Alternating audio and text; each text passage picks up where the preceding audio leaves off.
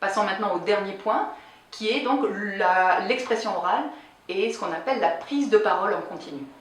Pour les oraux des concours, il faudra que vous puissiez faire un exposé, répondre à des questions de manière développée, argumentée, pas juste oui ou non, je ne sais pas.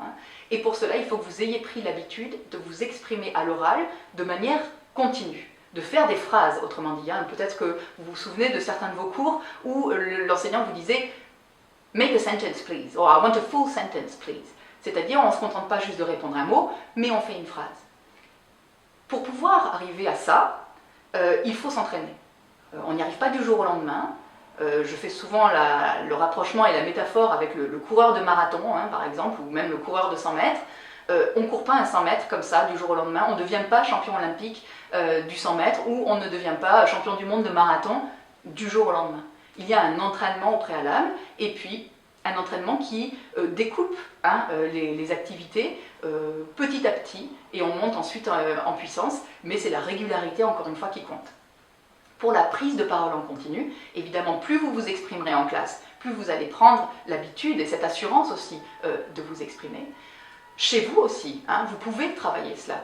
Ce que je vous conseille de faire, par exemple, c'est de prendre un document sur lequel on a travaillé en classe, donc un document que vous connaissez, et essayer d'en faire une présentation. Tant qu'il est frais dans votre tête, un document qu'on a vu dans la semaine par exemple, essayez de vous dire ok, on a travaillé dessus, on a répondu à des questions, on a souligné les arguments importants, comment est-ce que je peux résumer, comment je peux faire une synthèse de ce document et comment est-ce que je peux le présenter à quelqu'un.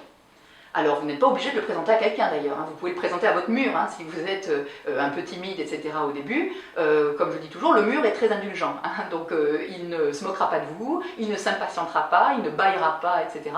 Donc n'hésitez pas à vous entraîner, vous vous mettez dans votre chambre au calme et vous essayez de faire une présentation. Au début, la présentation va peut-être durer 30 secondes. Puis, l'assurance venant, l'entraînement faisant, elle va durer 1 minute, 2 minutes, 3 minutes, 4 minutes, pour arriver à la fin de l'année à 5, 6, 7 minutes. Ensuite, vous pouvez aussi vous entraîner avec des camarades, que ce soit avec votre groupe de colle par exemple, ou que ce soit avec des camarades avec qui vous avez des affinités, etc. après les cours, si vous êtes interne avec vos camarades de l'internat, etc. Vous pouvez vous dire, bon ben ok, ce soir c'est moi qui fais une présentation. Je présente un film que j'ai vu cette semaine, je présente une série que j'aime bien, je présente un document que j'ai travaillé en classe, je me raconte mes dernières vacances, etc. etc. N'hésitez pas à produire de l'anglais, à vous entraîner. Évidemment, si vous avez des amis anglophones avec lesquels vous pouvez skyper, avec lesquels que vous pouvez voir pendant les vacances, etc., c'est d'autant plus bénéfique.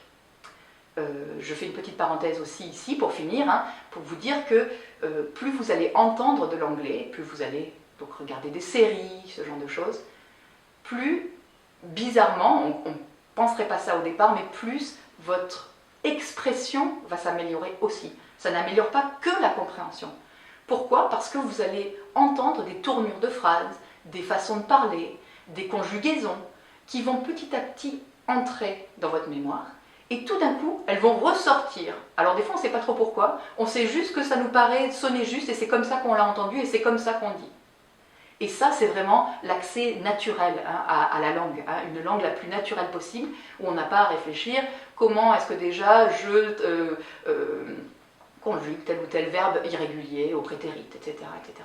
Donc, le visionnage régulier de séries télévisées, en VO sous-titrées en anglais, et je reviendrai là-dessus dans la vidéo qui sera dédiée à ces séries, comment tout cela va pouvoir m'aider à progresser non seulement en compréhension de l'oral, mais aussi en expression orale, ce qui est vraiment très bénéfique et ce qui est un outil indispensable de nos jours. On ne peut pas faire l'économie de regarder de l'anglais. C'est tellement accessible qu'on ne peut pas faire l'économie de tout ça. Voilà, c'est terminé pour cette première vidéo de présentation de méthodologie.